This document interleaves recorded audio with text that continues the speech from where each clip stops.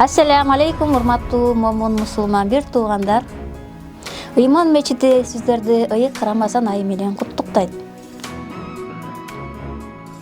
Бардыгыңыздардын кармаган орозоңуздар кабыл болсун. Ыйман мечити уга албаган, сүйлөй албаган, 7 жаштан 70 жашка чейинки дүлөй дудук бир туугандарыбызды шарият илимдерин үйрөнүүгө чакырат. Барыңыздарга белгилүү болгондой эле, Ыйман мечитинде 1 жылдан бери уга албаган, сүйлөй албаган бир туугандарыбыз үчүн шарият сабактар өтүлүп келет.